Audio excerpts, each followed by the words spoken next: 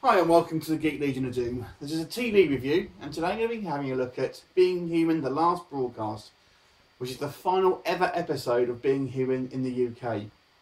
So there is going to be some spoilers in this review, obviously. If you haven't seen it, please watch the episode before watching this review.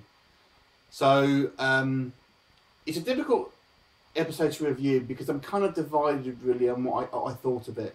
Now the scope of this episode was probably a little bit bigger, I should expect, with certainly a series finale. There's the devil's out and about, and he's sort of been restored to full power. The episode starts with our sort of primary three characters divided. Alex in the coffin, trapped in the coffin. You've got Hal turned into sort of bad Hal / Angelus type sort of character, who's just vamped up a pub full of new vamps, and you've got Tom out for blood trying to kill him. So really the it starts off with quite a good fight scene between Hal and Tom. I did quite enjoy that fight scene. Then basically Alex fairly easily manages to escape her coffin and manages to reunite the three. Now we're actually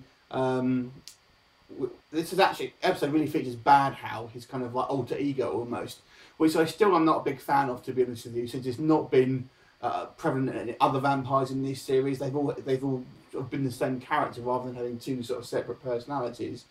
It's very much like Angelus and Angel from obviously the Buffy series. So I'm not overly keen with that sort of decision, to be honest anyway.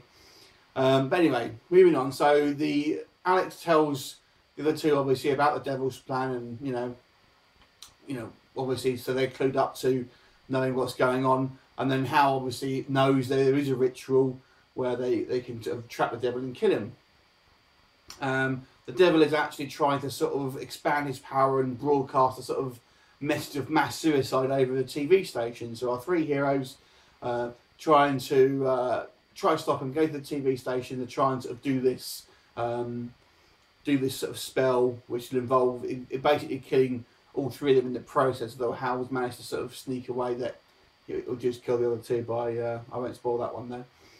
But then you have kind of a sort of fairly lengthy flashback sort of sequences almost, where the devil kind of tries to sort of tempt each of the three to essentially sort of live in this fantasy realm where they're kind of, it's all their sort of like woes are going to be sort of forgiven. So Tom is not a werewolf, and he's got that the Alison girl who was kind of romantically involved with his back and she's pregnant.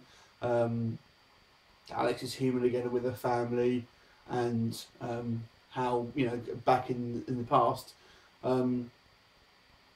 is again being human and not a vampire.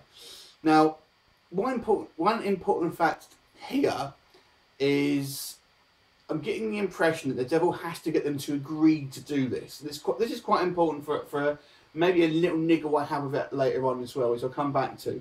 So he's basically asking the three of them to agree to this, and they all say no. So it's quite interesting. It's quite an emotional scenes, obviously, that they're making these decisions, sort of like, no, I'm going to stick with the original plan of trying to defeat them. So it looks like to me the devil cannot simply force them to make those decisions. He has to get them to willingly accept it, and that kind of is true of versions of the devil that we've seen in previous literature and TV shows and stuff like that. He can't just say, right, you're going to do this. They have to sort of agree to it, essentially, almost sell their soul, so to speak. So they sort of all come back to life, and obviously there's a moment where they decide they're going to try and drink this blood, even though they know it won't kill Hal, and this devil may essentially just be out of commission for 100 years or so, and then he's simply shot in the head by Rook.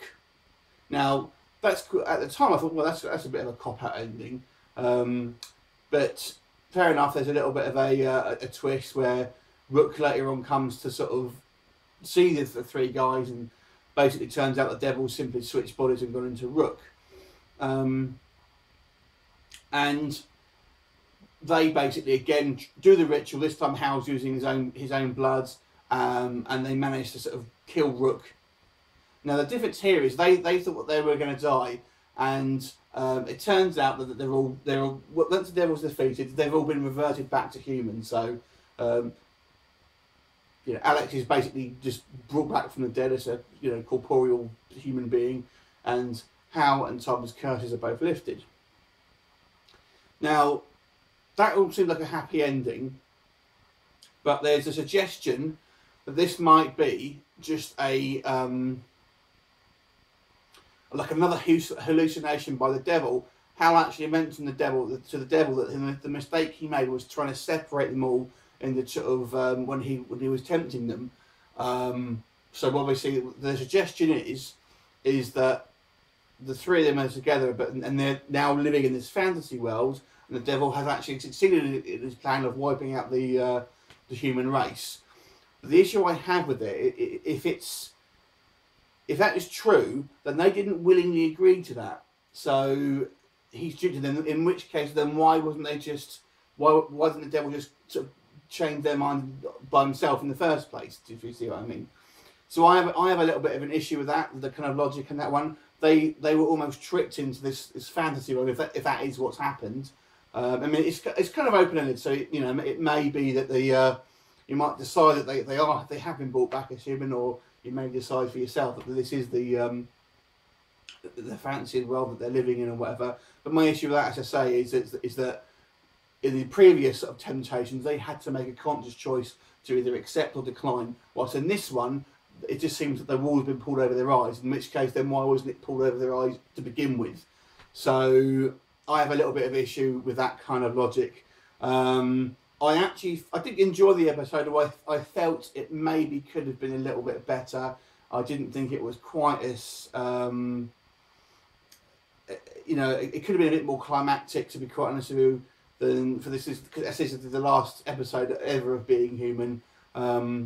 So it's a difficult one to judge, because as it stands on its own, I quite enjoyed the episode, and there were some great character moments. I quite enjoyed the fight scenes, and I did enjoy the guy playing the devil. I thought he did a great sort of menacing job and everything, and I thought he was pretty good. And there's some for a relatively limited budget, there's some quite nice sort of scenes of carnage basically, and people who have just committed suicide. But as I say, there's that niggling plot point for me. And I did feel maybe it could have been a little bit more to it, perhaps. So I'm going to give this one a 7 out of 10. I'd be really interested to hear what you guys thought of the this final episode, and whether you thought you liked it, you liked the way it went, or would you have preferred something else. I was actually thinking maybe we might see a cameo of the original three, possibly, but obviously we didn't. So there you go.